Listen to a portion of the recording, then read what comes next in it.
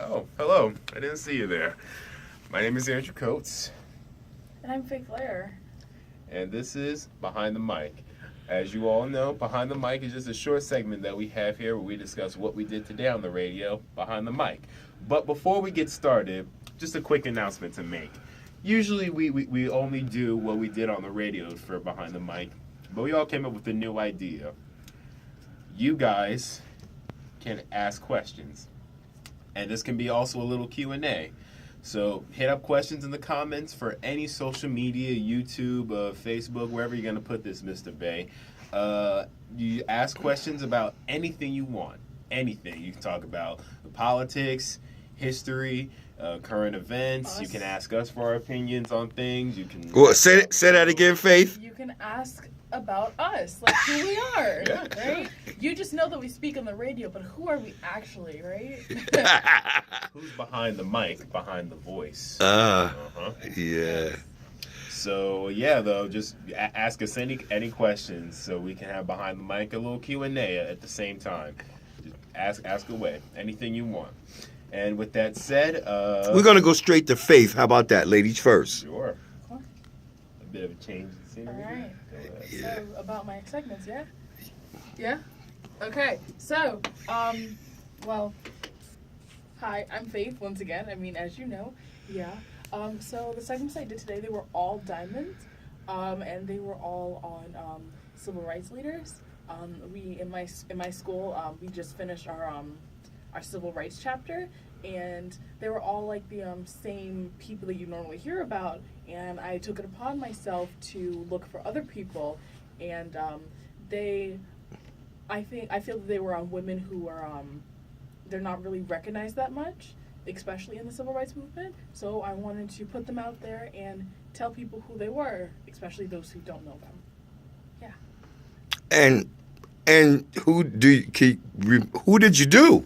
I did Anna Hedgeman and I'm so sorry. Oh, Anna Hedgeman and Septima Clark. There we go. Okay. All right. Well, it's important to do public figures in history that are not well known. Yeah. Because behind the scenes, as you very well know, everyone talks about the same thing all the time, especially during Black History Month. You need some diversity in what you talk about. Yeah, and we need more diversity nowadays, Yes. more than ever. Yes, sir. And with that, the public figures that we all talk about, I decided to speak about a little bit of an unsung hero. Ragnall. Already I forgot the guy's name. Wrangle. Charlie. U.S. Congressman. Yeah, Charles Rango, a U.S. congressman who was the first African American to serve on the committee, and a very important congressman. He supported the health care that Obama did, historic health care. It gave health care to millions of Americans across the country, and yeah, he's a great congressman, a really good guy. And as you guys know, I like law, so it was interesting to find someone like him, and not many people know about, but he sure did a heck of a lot behind the scenes. And I also did Hattie. She's a fantastic actress, awesome. I love the movie Gone with the Wind. It's just a classic film. It was voted to be the greatest film of all time by the American Film Association, or it was AFL actually, so League or something. That was voted the greatest movie of all time, even though it kind of conflicts with also like Citizen Kane and stuff. But regardless, it's a wonderful film. Of course, my favorite line is the same as everyone else's. Frankly, my dear, I don't give a damn.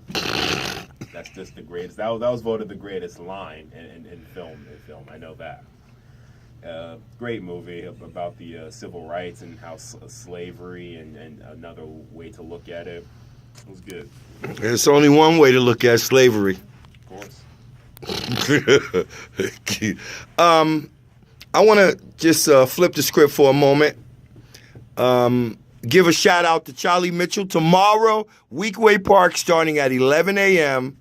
House music. Be there. Be there. Yeah. Where else? House music in Weekway Park, Charlie Mitchell. This is his 6th year doing it. He kind of missed the boat on the interview this morning, but we giving you a stamp right there, brother.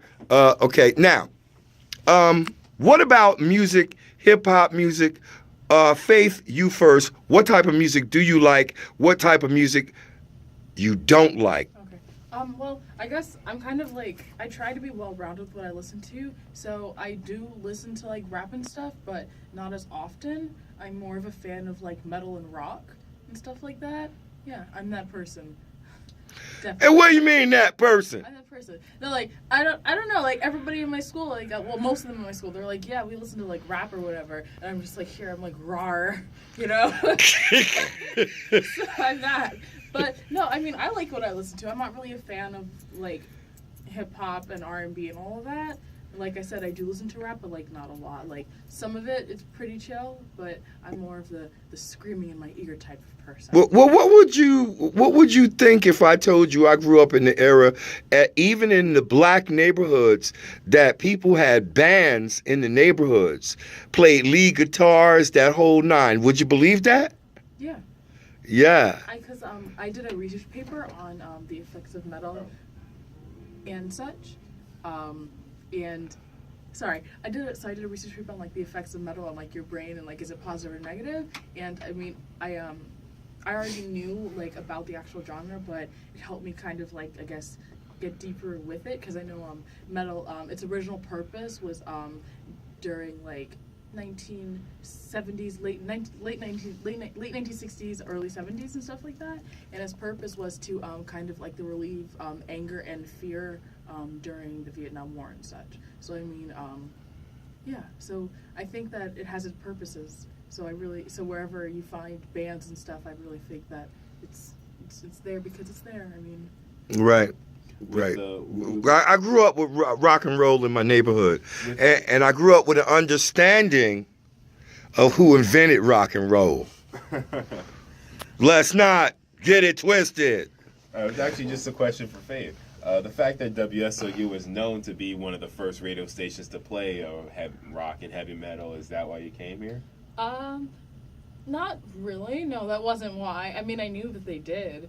I mean, I'll do my little thing in the morning, and then at night I'll listen to the actual station and stuff like that. But that's not why I came here. I just thought it would be something really cool to do, working. Yeah, I have to say, I think you're pretty versatile when it comes down to music, because we play pretty much an R&B format and hip hop, you know, and you seem to like it. My sister and nobody in my family, well, at least in my immediate family, they're not like into the same music that I listen to. So like I grew up on 90s rap and hip hop and R&B and like all this stuff, and that's not what I listen to now. So I mean, like a lot of the songs that you play, like I do know, not because I listen to them, but because I've been exposed to them as like a child and stuff like that. Okay, what music do you like? Well, ask anyone, and I'm an old soul. We're asking you. Well, yeah, ask me too. I'm an old soul.